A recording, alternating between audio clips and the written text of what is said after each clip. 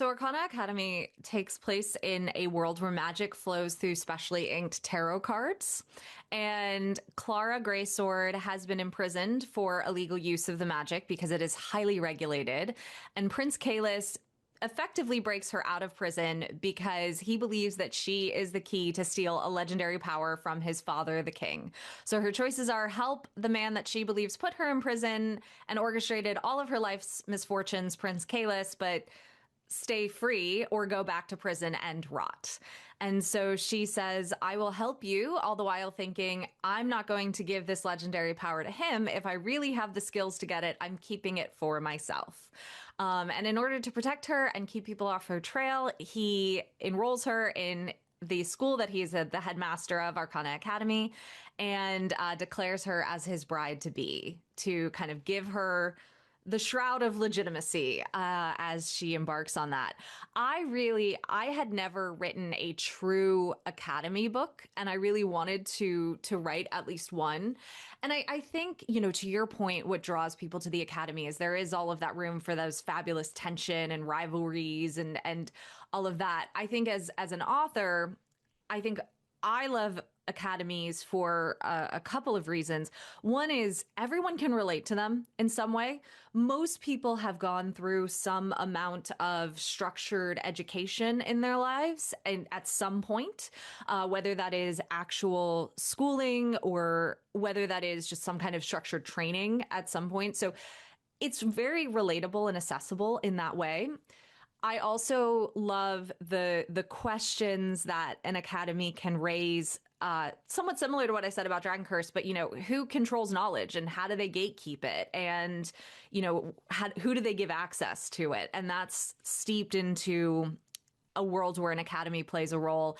And then the last one is a very honest answer from an author, but you build these magic systems in these worlds, and you have to educate your reader on them. And so an academy presents a really easy way to do that because you have classes that your character is going through organically. So it's not just like the character is stopping and thinking, this is how magic works. So the reader knows. And that is something that, selfishly as an author, I enjoyed that part too. I first learned how to read tarot cards when I was like 7 or 8. And it's something that I just have had fun with my whole life. And have enjoyed for a number of reasons at varying points, but I knew that I wanted to write a magic system based on them because of my love for them. But I also knew that it would be ambitious and I wanted to grow as an author and really develop the story and the magic system before embarking on it. And that was when Arcana Academy finally came to life. And in the book, I wanted it to be more than just you read the cards and you get your fortune told. And that is a component of it. But I like magic systems that have rules and costs. So I was like, you have to make these cards somehow. And I think that is going to be part of the cost to them, is that how do you get the resources to make them? Who controls those resources? Because when I build my worlds, I think about nexuses of power. Who controls power, both soft power and hard power? And, what do they do to get it? And how do they defend it? And so I'm like, whoever has access to these resources has an immense amount of power because they hold a key component in the magical supply chain, basically. And so that ended up being leading into another facet of the magic system, which was inking the cards. So you can read the cards, you have to ink the cards first. And then the last component of it is you can wield the cards, which is basically use them like spells.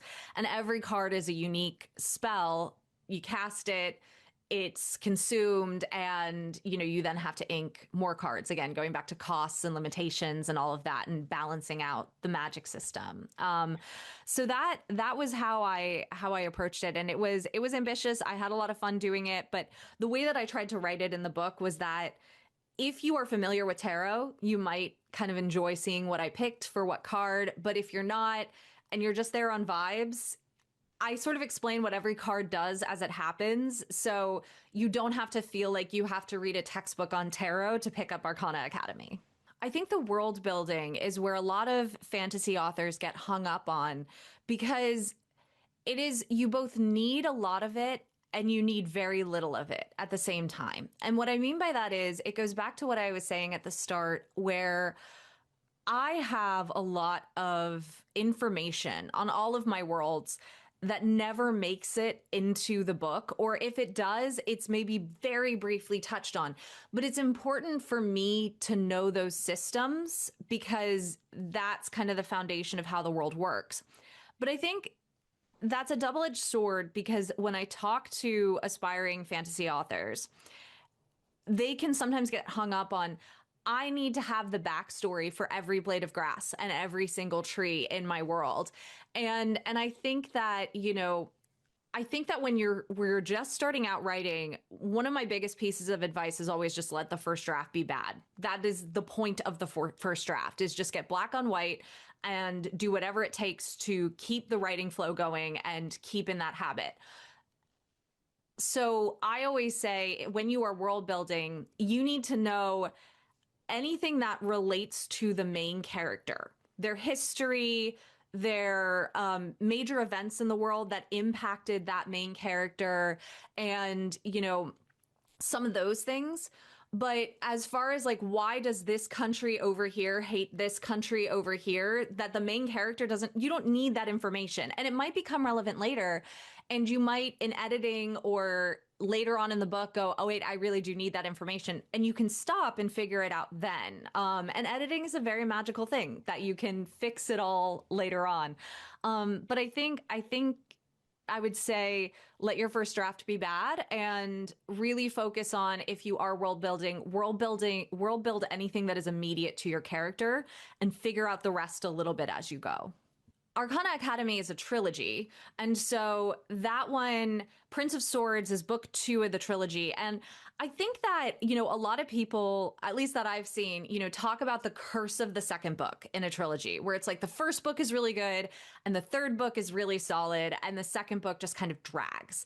And one of my philosophies is that there are 2 story arcs, and one story arc is individual to the book and the other story arc is across the series. And so that story arc should map across the series. So if you're talking in a 5-book series, your midpoint happens in book 3. Your beginning is book 1, your ending is book 5, that sort of thing.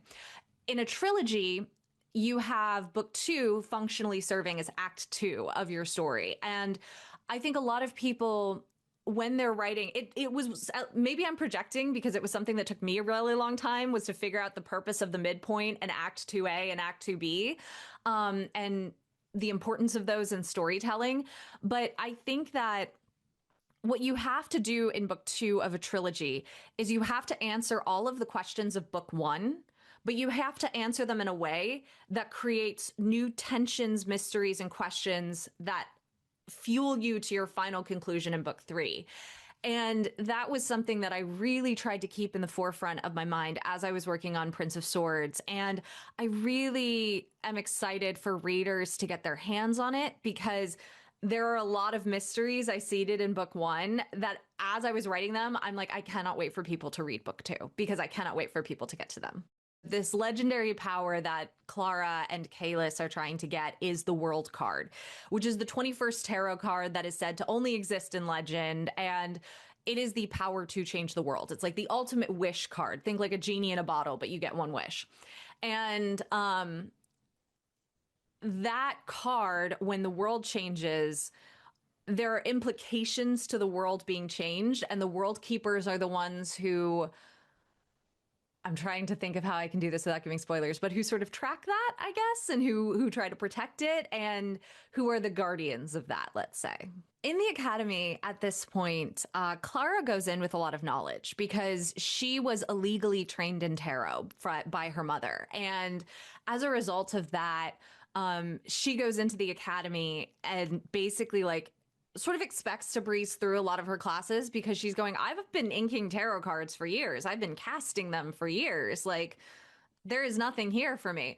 But that, is one element of the academy that I wanted to bring out for better and worse of, it's almost like, I'm trying to think of a really good analogy for this. And it's like a chef where when someone is self-taught, someone can be a really fabulous chef, but their knife work might be sloppy. And I use air quotes for that for anyone who's listening to audio only. But their knife work might be sloppy or something like that. And if they go into like a Michelin star kitchen, the other chefs there are going to kind of look at them sideways, like, what are you doing? Even though the food that they're making is really good. And I think that that's a good analogy for Clara in this. And, it touches on sort of like the pretentiousness of it, but then also there's a little bit of she learns that it's not all just pretentiousness. There is a point to why things are done a certain way and why they're taught a certain way. And all the while, she's navigating nobility that she's around, keeping her secret identity because, of course, she doesn't want anyone to find out that she's the escaped convict, and still trying to navigate being allegedly engaged to the headmaster and trying to help him commit treason. I love writing enemies to lovers where the characters start out in a way that they feel like they are actually enemies. And that's a big thing to me where it's like sometimes I read enemies to lovers and it feels like more like mild dislike to lovers. And I'm just like, okay, the tension isn't doing it for me. But Clara and Kalis, I really tried to have them start in a way that Clara is really just seething toward Kalis. And she has a lot of reasons to be seething.